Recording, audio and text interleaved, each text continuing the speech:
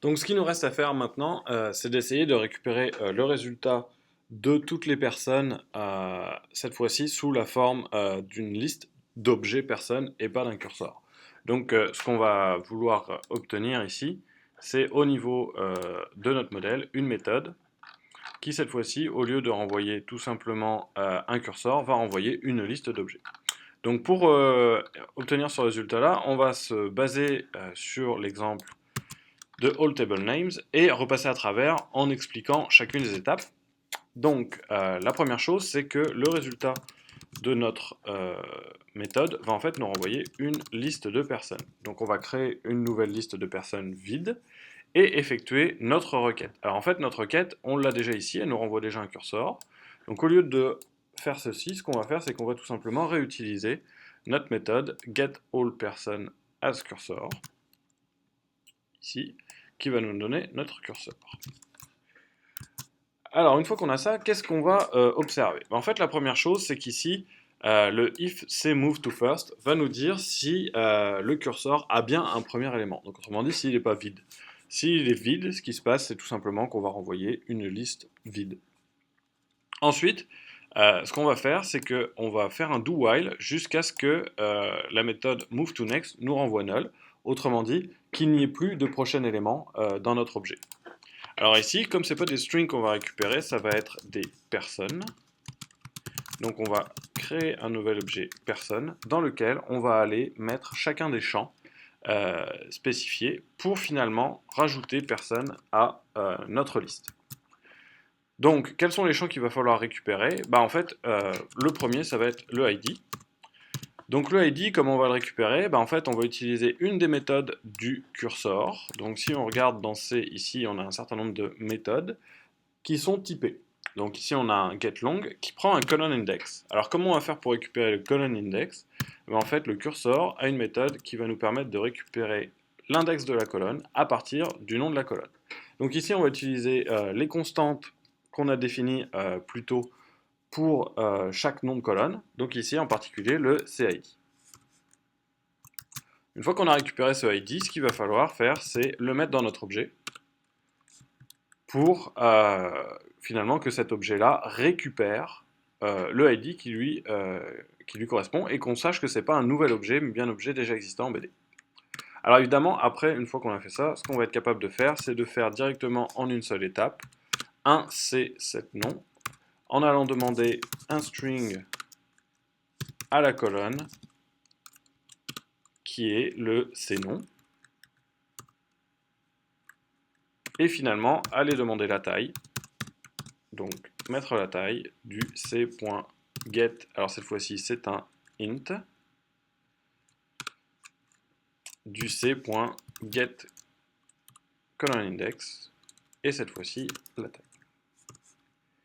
Alors pour être sûr de ce qui se passe, on va se mettre un petit log i avec notre tag ici, où on va simplement afficher personne récupérée de la BD et où on va mettre la personne. Alors pour s'assurer que ça fonctionne correctement, ce qu'on va faire, c'est qu'on va encore une fois installer un nouveau test unitaire, donc qui va être cette fois-ci, alors à peu près la même chose que celui-ci, sauf qu'au lieu de récupérer un curseur, ce qu'on va récupérer, c'est une liste d'objets. Donc ici, au lieu de récupérer notre curseur, on va récupérer une liste de personnes.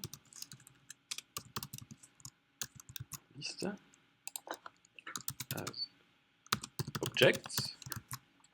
Et qu'on va aller récupérer notre getAllPerson. Alors ici, dans notre log, on va simplement afficher la liste des éléments. Donc on va relancer nos tests unitaires pour voir le résultat de cet ajout. Donc encore une fois, ça s'exécute sur notre téléphone ici. Et comme c'est des tests unitaires, il n'y a pas d'affichage particulier. On revient ici. Alors on se souvient ici que notre tag c'est testBD. Donc on va demander testBD.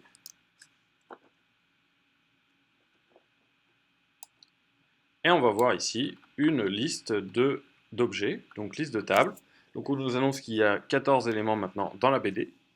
et que si on regarde dans notre BD, en fait, ce qu'on va voir, c'est l'ensemble des objets qui ont été créés en personne. Alors évidemment, pour que cette liste-là soit plus lisible, ce qu'on va pouvoir faire ici, c'est aller au niveau de la classe personne, générer le toString en prenant l'ensemble des champs, ce qui va nous permettre de voir chacune des personnes. Donc on va réexécuter ça. Alors on va peut-être réexécuter uniquement notre test ici pour obtenir la liste des personnes affichée dans un format relativement clair au niveau de notre log. Donc on va attendre un petit peu.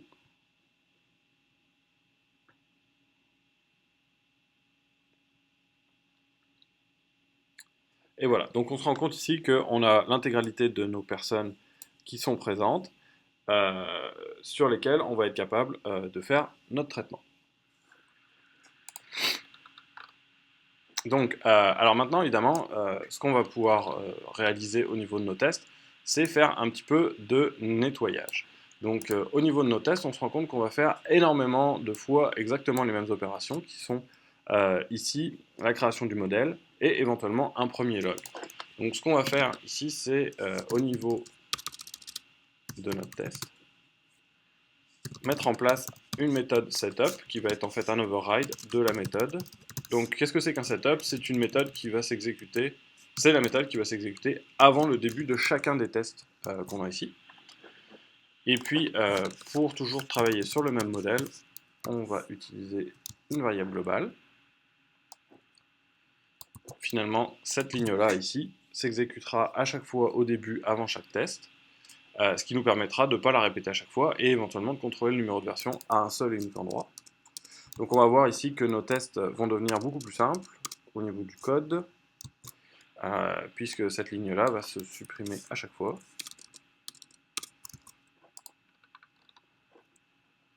Et donc on aura une initialisation qui sera toujours la même. Oups. Alors, évidemment, à ce niveau-là, un des éléments dont on va se rendre compte, c'est qu'en fait, on a ici la suppression de... On a l'accumulation à travers nos tests des différents objets dans notre table. Donc il va falloir être capable, au niveau de début de notre test, de contrôler l'état dans lequel on met notre base de données. Et donc en particulier, de supprimer pas mal tous les éléments qui sont à l'intérieur de notre table. Donc pour ça, ce qu'on va faire, c'est au niveau du modèle, ici, ajouter une méthode qu'on va appeler public void delete all person, qui va nous permettre de supprimer tous les éléments de la table de la base de données.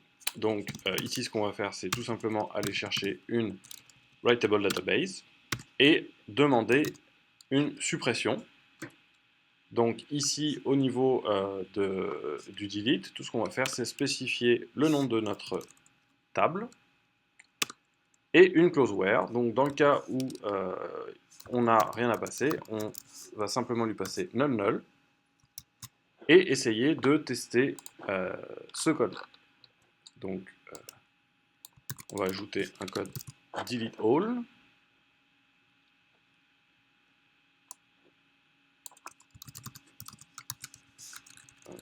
Tac. Donc qu'est-ce que doit faire delete all? Bah, fondamentalement, il doit aller créer une personne et s'assurer que si on fait un m.deleteAll personne, et bien en fait après la liste qui va apparaître sera vide. Donc ce qu'on va faire, c'est qu'on va juste lancer ce test-là initialement pour vérifier que notre méthode fonctionne correctement.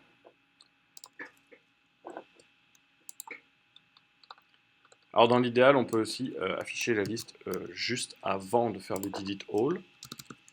Autrement dit, ici, refaire à peu près le même traitement. Alors, on voit ici que la liste est vide. On va juste s'assurer que la liste n'était pas vide avant. Liste 1. Donc ici, avant le delete all. Et ensuite, la liste après le delete all. Donc on va relancer notre test unitaire une fois.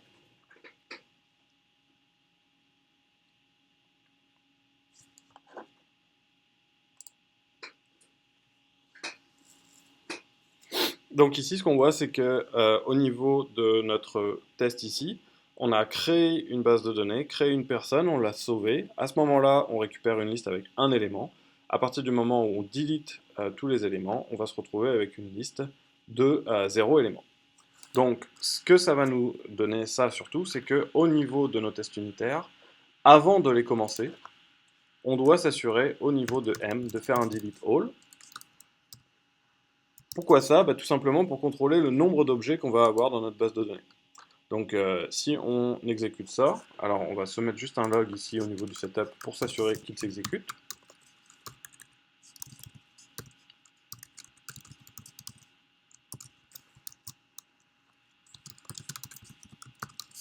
Setup. Donc cette fois-ci, on va relancer l'intégralité de la classe de test. Et on va aller regarder notre logcat.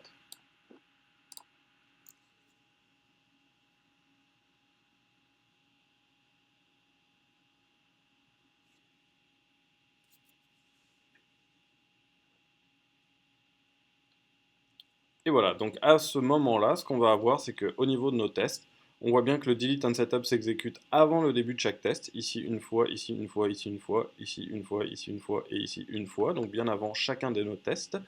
Et que, par exemple, sur le test du curseur, on se voit qu'ici, il n'y a bien qu'une seule personne avec ces trois champs. Sur le get all, on a aussi encore une fois une seule et unique personne, et encore ici, encore une fois, et encore une fois, une seule et unique personne. Alors, pourquoi on a besoin d'avoir cette méthode delete all? D'abord, c'est sûr que ça va être pratique d'être capable de supprimer tous les éléments. D'autre part, c'est ce que surtout qui est très important, c'est qu'au niveau des tests unitaires sur une base de données, on doit être capable de mettre la base de données dans un état que nous contrôlons. Donc ça nous donne finalement une première base pour travailler avec des bases de données qui est complète. On a vu comment créer la table, comment sauver une personne, comment aller chercher toutes les personnes sous la forme d'un curseur, convertir un curseur dans une forme de liste de personnes, et faire une suppression.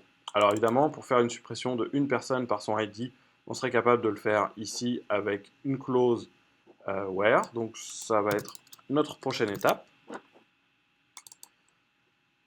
Donc non pas delete all person, mais une seule personne. Et donc ce qu'on va voir ici, c'est qu'on va passer la personne en question, et qu'on serait capable ici, en spécifiant que le C underscore ID est égal à point d'interrogation. Donc point d'interrogation, ça va être un endroit, en fait cette clause-là va être dans un where, et va dire le c2.id doit être égal au prochain paramètre que je vais passer. Et ici, au niveau des paramètres, ce qu'on va passer, c'est un tableau de chaîne de caractères, avec un seul élément, puisqu'on n'a qu'un seul paramètre. Donc cet élément-là va correspondre au premier point d'interrogation, enfin au seul point d'interrogation qu'on a ici, qui va être le string value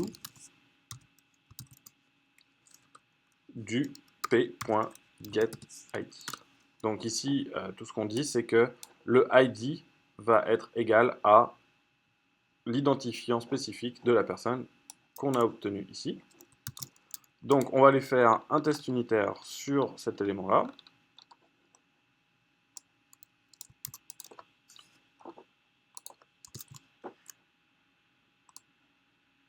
Donc le test de suppression de un élément. Donc qu'est-ce qu'on va faire? Tout simplement, on va aller créer une première personne, sans doute en créer une deuxième également. Donc on va se faire une boucle qui va nous permettre de créer un certain nombre de personnes.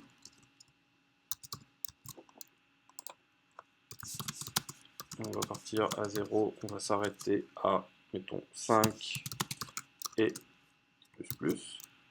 On va tous les appeler Paul plus I, et ils vont tous mesurer 183 plus I, autrement dit, ils auront tous des tailles différentes. Et puis tout simplement, ce qu'on va faire, c'est qu'on va garder un lien vers une personne, qui sera la dernière.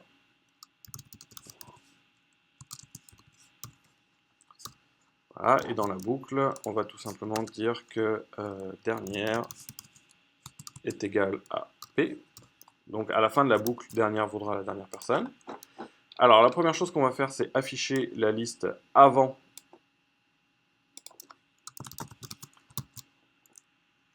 et ensuite, ce qu'on va faire, c'est aller supprimer au niveau de M la dernière personne. Et enfin, réafficher la liste.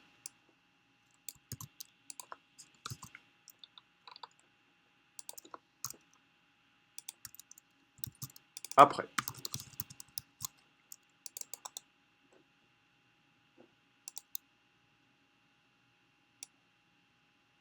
On va aller regarder le résultat de cette exécution.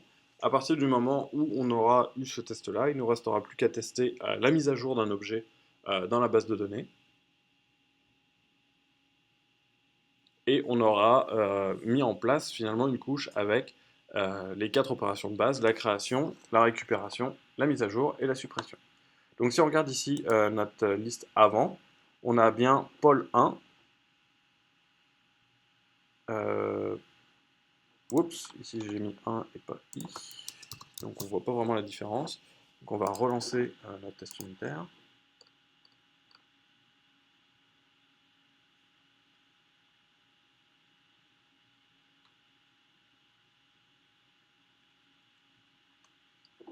Donc on voit bien ici qu'on a notre pôle 0, notre pôle 1, notre pôle 2, notre pôle 3 et notre pôle 4 ici. Et on voit qu'au moment où on a fait notre suppression, le pôle 4 a disparu, notre dernier pôle est bien notre pôle 3. Donc on a bien réussi à faire la suppression de un élément avec notre petite requête de suppression.